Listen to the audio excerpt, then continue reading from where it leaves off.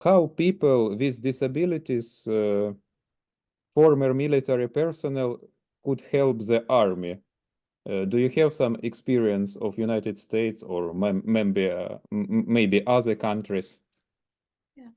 I mean, it's super important for veterans with disabilities and persons with disabilities to engage with the army, with the military, to bring in their perspectives, not just veterans with disabilities, but also persons with disabilities, to bring their perspective forward in terms of how military conducts their performance on the ground, how they interact with civilians with disabilities, how do we think about disability across all actions within the military and the army. So it's so important that we do bring veterans with disabilities and persons with disabilities to the table in these conversations. Mm. What specific programs or initiatives in the United States have been most effective in supporting disabled veterans, and how could this be adapted to the Ukrainian context?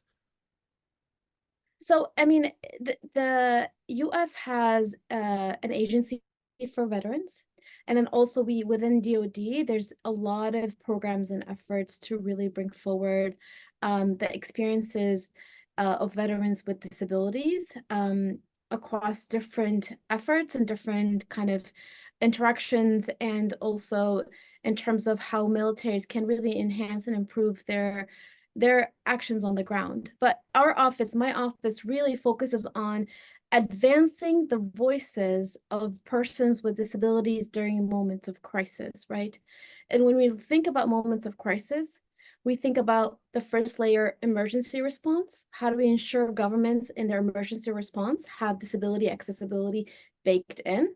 So that's really important. Number two is when and if a crisis, a conflict happens, how do we ensure the disability community is not left behind? A lot of times we're thought of as an acceptable loss, and we need to address that. How do we ensure humanitarian response and evacuations are inclusive and accessible for persons with disabilities?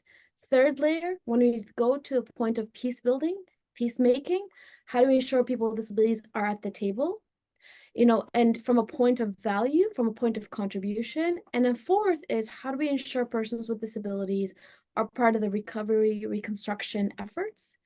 And not from a point of pity and protection, but more from a point of this community, the disability community, which we are at least 16%, and it's usually more in moments of crisis.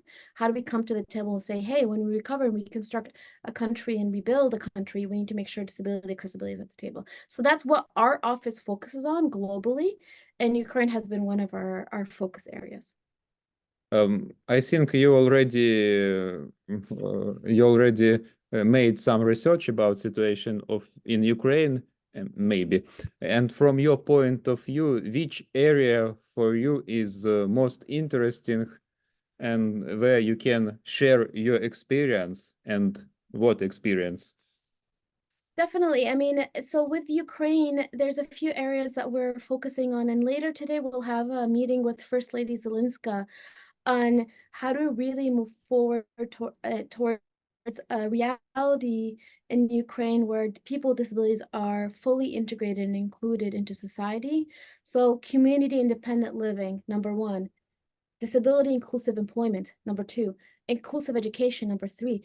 Building an accessible Ukraine, number four. So within that meeting, we will have technical experts from different US government agencies to come and share their expertise and say, this is how we can work with you and how we can really move forward, move towards building a strong, democratic, and inclusive and accessible Ukraine.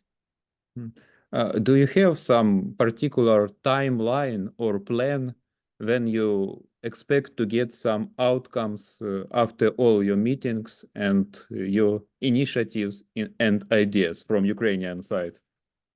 Our goal is to be kind of the matchmaker. What do I mean by that? Our goal is to connect our technical experts from the US government agencies with the Ukrainian government, and then also with different other agencies, whether it's USAID, global programming, DFC, etc., and say, here are the needs within Ukraine, here are our expertise, here go ahead, work together, let's move forward. And that's our goal as an office, is matchmaking and bringing together expertise to the needs of Ukraine.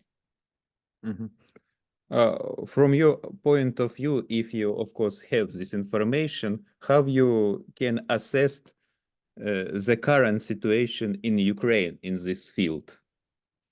The way we assess is a multiple fold. One is we're in constant communications with civil society organizations of persons with disabilities on the ground to hear their voices, their perspectives, the challenges, the opportunities.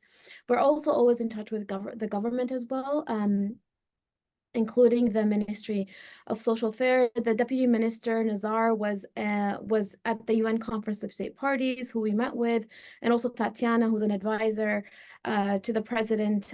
So we are in constant communication with government individuals, civil society, to really constantly hear the challenges and the voices of persons with disabilities and their experience on the ground. And I think the last question,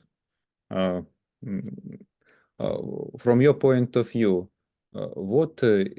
how ideal Ukraine for people with disabilities should looks like in future, if you understand? I totally understand.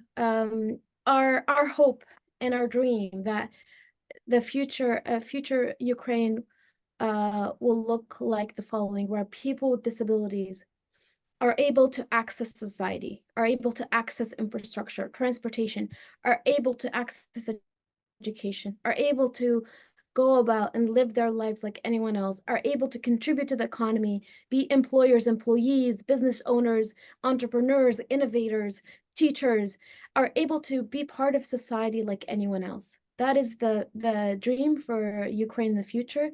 As Ukraine is being rebuilt, let's really think about not only green Ukraine, but green, accessible, and inclusive Ukraine.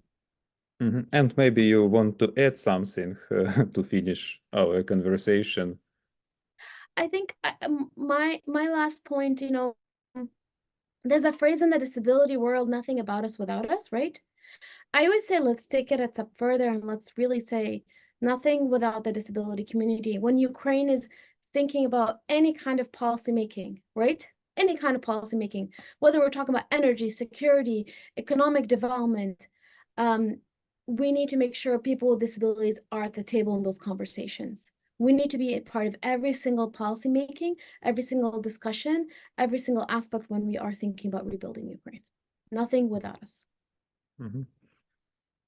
Thank you for your time, for conversation. I think we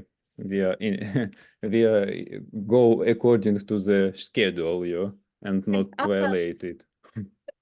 Wonderful to meet you, and good luck with everything, okay? Yes. Have a nice day.